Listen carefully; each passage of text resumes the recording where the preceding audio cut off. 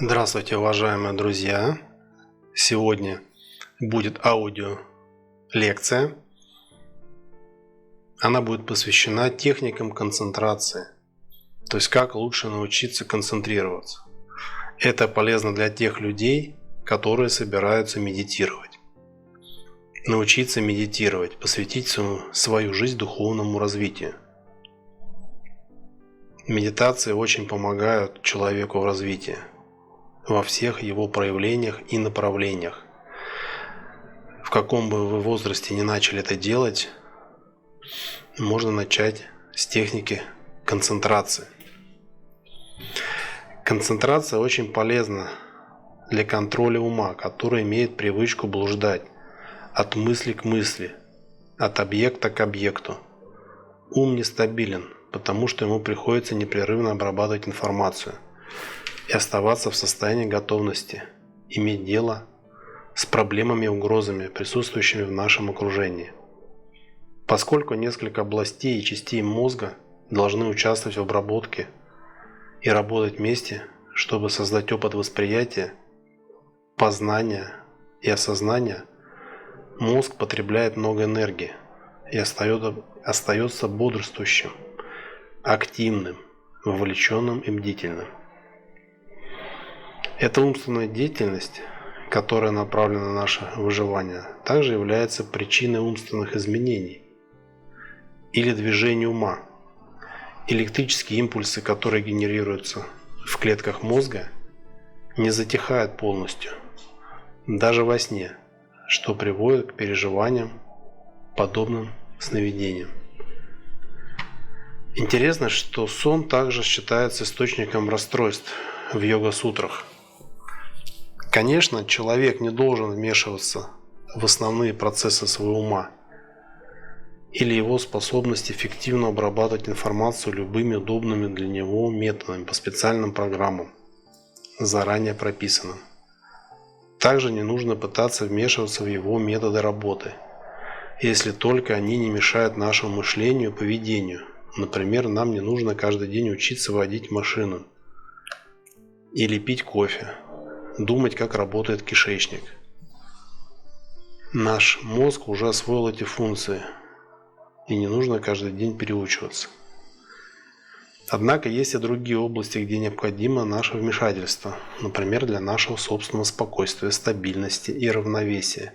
Не стоит позволять своему разуму быть нестабильным или отвлекаться. Человек должен контролировать его, когда это необходимо, и позволять ему обрабатывать информацию по нашему усмотрению. В любом случае, почти во всех культурах и традициях считается, что человек должен быть хозяином своего разума. Это требует времени, тренировок. Но мы можем научиться контролировать его, следуя свои мысли и эмоции с помощью объективной и активной концентрации. Опишу несколько методов. Остановка мысли – первый метод. Эта техника полезна для того, чтобы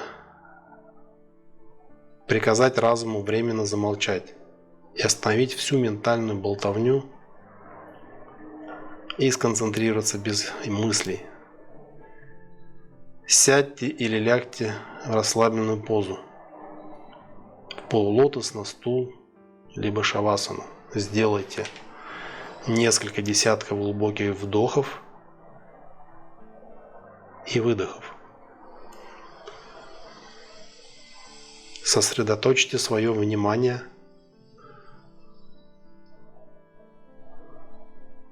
в центре мозга.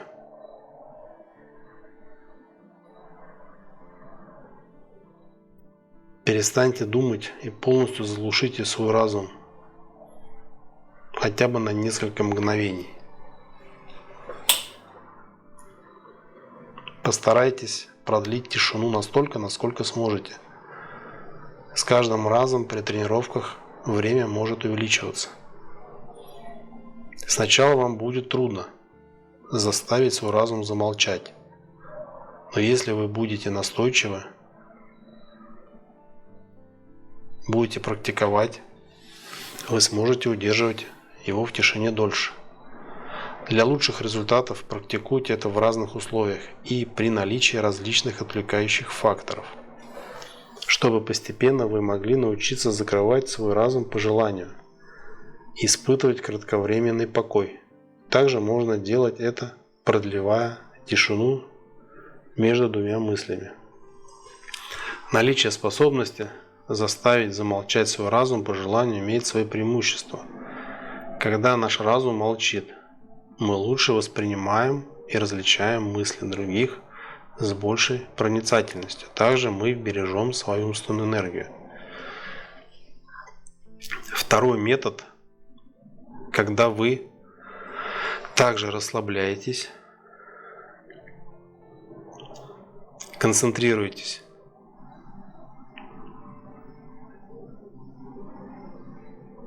на расслаблении, ваше тело левитирует, оно становится легкое.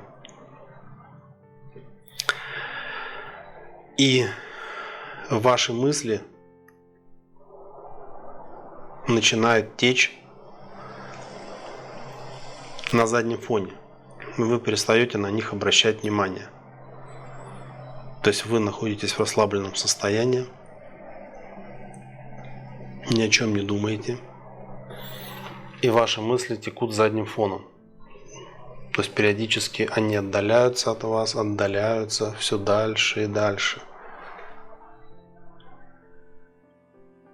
И меньше всего они вас отвлекают от основной медитации.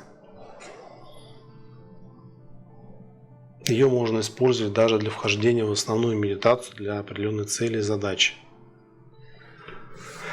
Также есть метод третий – сосредоточение на точке.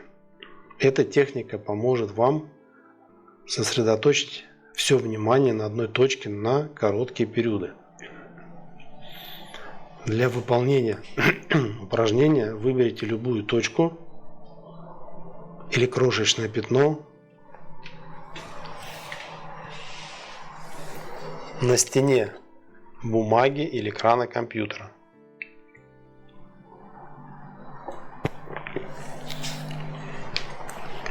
Что вам больше нравится? Сосредоточьтесь на этом объекте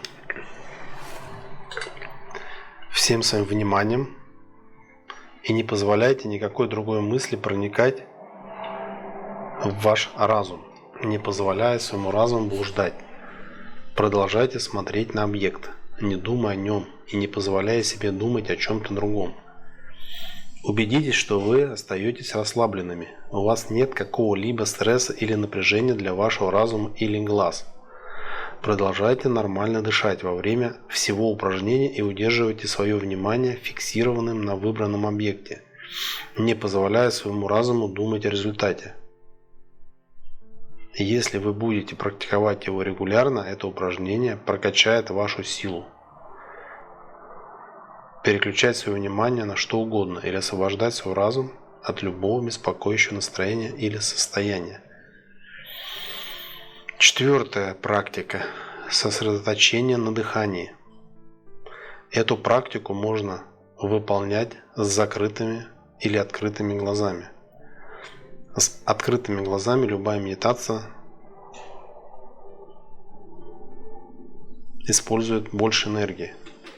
Вы теряете больше энергии. Сядьте в полулотос на стул, либо в шавасану, прилягте. Сделайте несколько десятков вдохов и выдохов. И начните концентрироваться на своем дыхании. Не пытайтесь намеренно продлить или изменить дыхание. Просто сосредоточьтесь на дыхании с расслабленным умом, оставляя все мысли и позитив и негатив, позволяя дыханию течь в своем собственном темпе. Практикуйте то же самое с различными отвлечениями, как упражнение 1. Эта практика может помочь вам стабилизировать ум в тяжелые для вас моменты, быстро обрести контроль над своими эмоциями и восстановить самообладание. Оно также поможет вам обрести понимание природы людей и предметов и оставаться в настоящем моменте.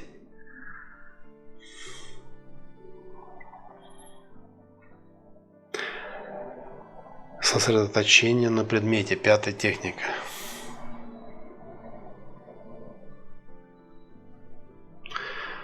В предыдущих техниках, которые я рассказал выше, вы заставляете свой ум не блуждать и не отвлекаться, а оставаться неподвижным и сосредоточенным.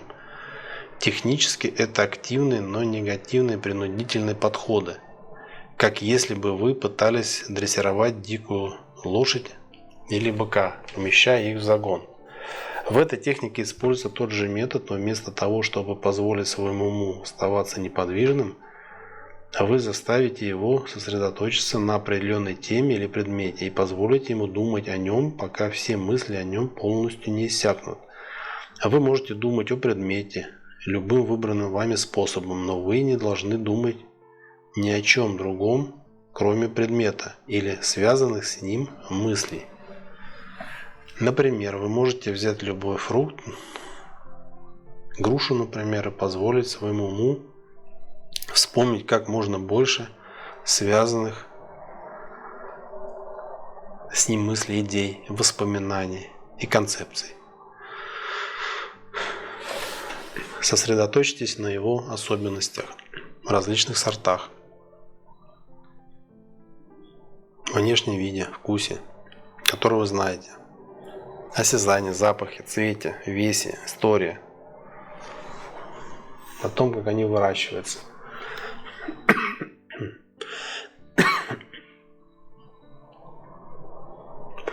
Где они выращиваются, в ваших воспоминаниях о том, как вы ели его в разных случаях, о блюдах, которые готовятся из яблок, польза для здоровья и так далее. Если вы будете практиковать это регулярно, это улучшит ваши знания, память, креативность.